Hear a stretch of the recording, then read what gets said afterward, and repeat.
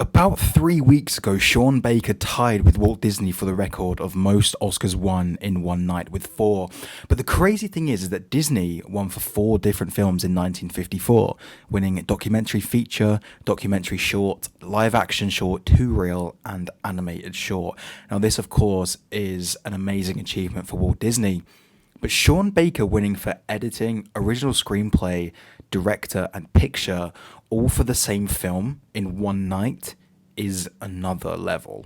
Note that Bong Joon-ho technically did this as well. He won 4 in one night for Parasite with international feature, original screenplay, director, and picture. But according to the Academy, the international feature win doesn't contribute to his total because Korea won the Oscar. I personally count it as 4 wins. I would say Bong Joon-ho won 4 in one night, but the Academy doesn't. So Sean Baker does stand alone with Walt Disney for this record. Now, of course, with all these wins, it made me so intrigued to check out Sean Baker's full filmography, because before this video, I'd only ever seen and loved Anora. I was so intrigued to do this when Anora came out as well. Like, I went out and bought the Blu-rays for the Florida Project and Red Rocket, but I just never got around to checking it out. So this has made me really excited. Another reason why I wanted to do this is that Sean Baker is like king of the indies. And as someone who wants to check out more indie cinema and is quite embarrassed by the lack of indie cinema that they've watched, I thought this would be a great way to check out some of the best when it comes to the indie scene. To more like introduce myself to more indie films. And just a note, this is only a ranking and it's my ranking. It is going to be completely different from pretty much everyone else's list. So there will be places that people won't agree with. And I'm only checking out feature films here. Sean Baker has done 2 shorts, but I'm not going to count them towards the ranking. It's a bit unfair to rank feature films and shorts at the same time. So let's get into it. Here is my ranking of now 4-time Academy Award winner, Sean Baker. So, there is pretty much no surprise that the directorial debut is in last. 4 Letter Words explores a bunch of college kids who reminisce about high school, whilst also catching up with college life and afters. It's pretty much this for the whole 80 minutes. They chat a lot about things that I don't really care for, a lot of chatting about porn, who they have and want to have sex with, kind of objectifying stuff, which isn't great stuff to listen to. It's very slow to start. In the first 20 minutes, I was kind of struggling to see what I was going to get out of this, and I don't think I did grab anything from it. But as you begin to learn about the character dynamics, as they begin to chat a little deeper than the sort of stuff it begins with, it flows a lot more. It adds a sense of vulnerability to them, and they also do leave the afters to grab stuff like cigarettes, which also does help because you manage to actually leave the house that they're in.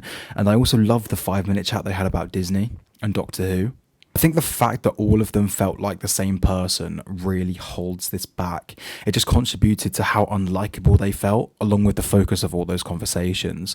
But you can see the beginnings of Sean Baker here. The script feels very real, which is something that he is majorly known for.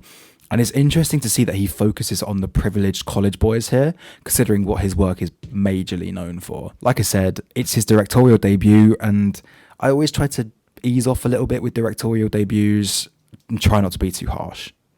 2.5 stars. Prince of Broadway is Baker's 3rd film and follows Lucky, a hustler who sells knockoffs to earn a living, and one of his ex-girlfriends suddenly drops a child on his doorstep, claiming it's his. And now his life has another struggle in which he must care for him. Sean Baker went all hands-on this one. Not only did he edit, write, direct, and produce Prince of Broadway, but he also was a cinematographer. And I think he did a great job here, highlighting the struggles that immigrants face and the struggles of raising a kid, especially in New York City. Prince Adu was great in this. Lucky is a flawed character and which grows as the story progresses, and I felt like this was perfectly matched with his performance.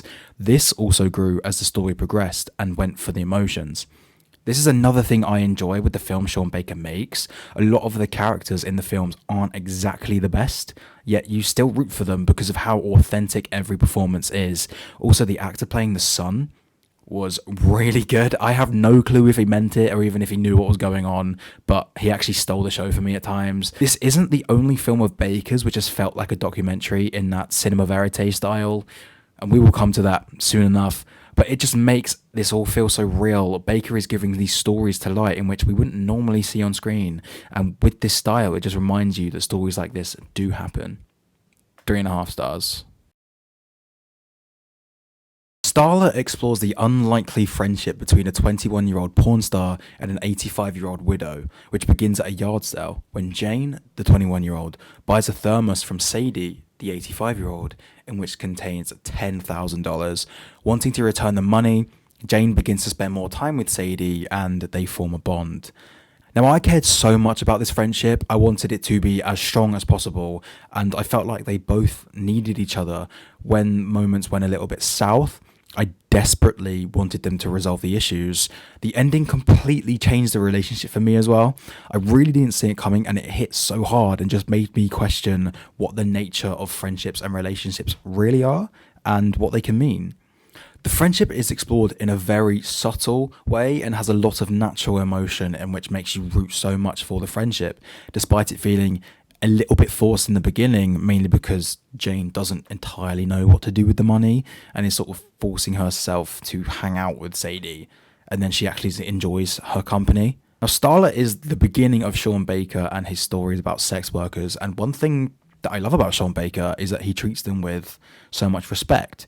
Jane makes the movies as an income so that she can pay bills and live. Like, she is still human, and there is no judgment or degradation towards this and the industry whatsoever, which I feel in other films there is just so much of that. 4 stars. With Takeout, Baker shared all editing, directing, writing, and producing credits with Shi Qingzhou, and it focuses on Ming Ding, an undocumented Chinese immigrant who needs to find around $800 to pay off his debts to the people who brought him to the US, and he needs to find the rest of his money before the end of the day, and realizes this must come from the tips that he gets as a delivery operator. Now, I thought this was a documentary just because of the cinema verite style, but also because how natural the performances were. I genuinely forgot that these actors were acting and felt them as workers of this Chinese takeout place. And it's heartbreaking to see this story showing that sometimes dreams just don't come true, and all this hard work can be taken away from you within the split second. Towards the end, I just felt so awful for Ming Ding, and it's so impressive that Baker and Shu were able to capture these emotions from me in a slice of life film which is so raw. And a lot of the runtime is spent focusing on Ming's deliveries and interactions with customers. We are left to see everything unfold for ourselves, and with a budget of $3,000, I mean, fair play team. 4 stars. Red Rocket tells the story of washed-up porn star Mikey, who returns home to Texas, in which people don't want him back, and he's trying to restore his old life. Whilst he does this, he meets 17-year-old Strawberry, and they begin dating. Now, this has a strong focus on exploitation and narcissism. When he meets Strawberry, you think he just fancies her for the romance. They have a romantic thing here. And they do have a romantic relationship, which is just wrong anyway, considering he's mid-40s and Strawberry's 17.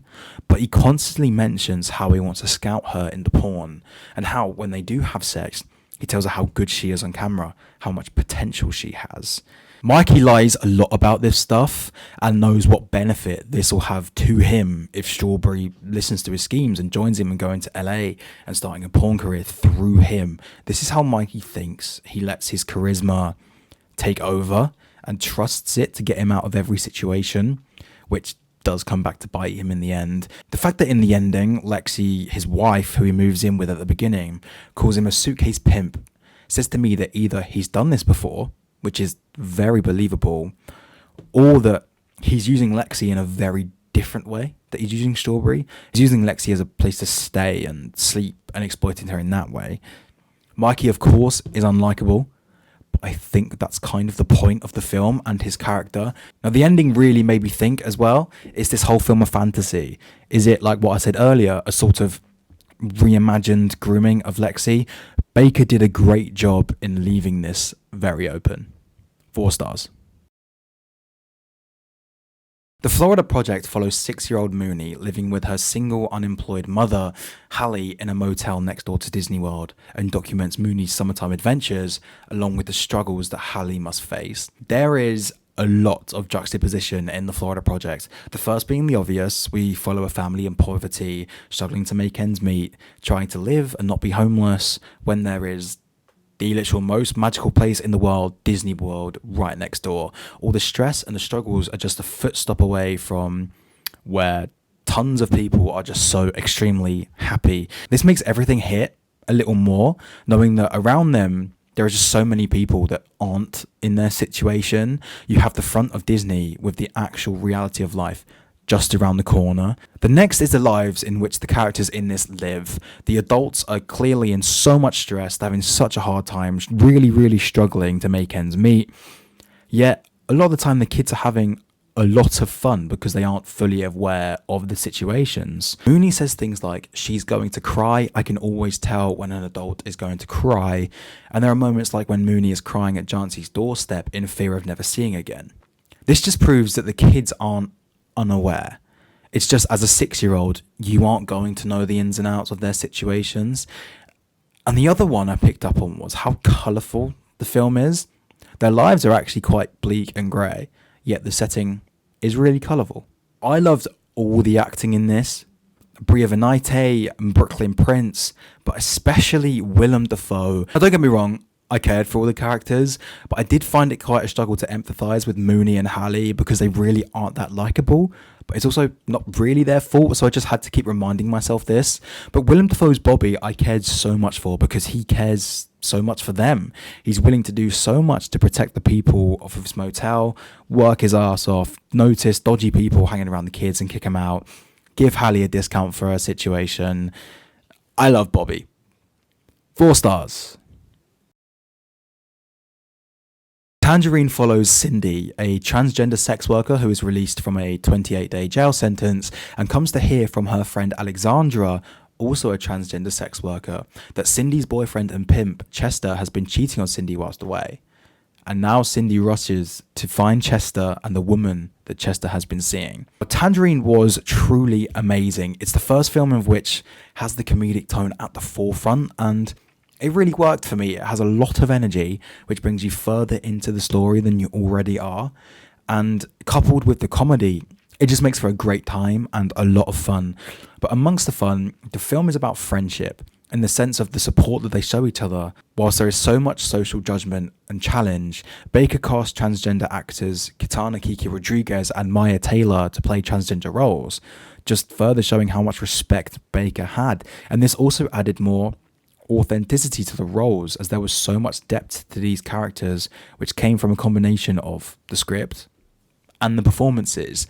What was incredible is that the film looks so good, but was shot entirely on 3 different iPhone 5Ss. Now, I know this is mainly what people talk about when speaking about Tangerine, but I just find it like genuinely remarkable. I think had I not known this before going into watching it, I don't think I would have known that, which is so impressive. 4.5 stars. Now, one of the main reasons why I wanted to do this ranking was because Anora was the only film of Sean Baker's I had seen before. And like I said earlier, I loved Anora. I watched this at the BFI Film Festival, which was just an unreal experience to begin with. And I just found the movie incredible. Anora follows Anora, a stripper who meets the rich son of a Russian oligarch, and they begin to have a relationship and eventually marry. However, this news reaches his parents in Russia, who race to do everything they can to annul the marriage. Nora is, for me, the funniest film Baker has made. I loved the comedic tone of Tangerine, but I think I found Anora funnier as there were more laugh-out-loud moments, and I think the comedic timing from the actors, especially Mark Adelstein, was spot on. Along with the humour, it was a roller coaster of emotions. It explores the nature of transactional relationships. Yvonne is buying sex from Annie, in which she thinks she is in control of. It looks at the effect this has on Annie's life. She believes that the marriage with Yvonne and his money is a way to escape the life she's living, but this is all turned against her. Now, I genuinely would say that Mikey Madison puts in one of the strongest performances I've seen for a while. Her performance has what a lot of actors in Baker's film have, a lot of realism and authenticity to it, but is also left open with the vulnerability that Annie has. There is so many layers to her performance, which is perfect because there are so many layers to Annie. There is so much energy in Anora, and after everything is well introduced in the first act, it becomes chaotic. as a chase to find Ivan, where on the first watch, I remember not knowing where this was going to go, and I was just purely entertained throughout until I was tearing up at the ending. 5 stars. I absolutely loved doing this video, and this is why I want to do more rankings, to see every film from some of the best filmmakers out there right now.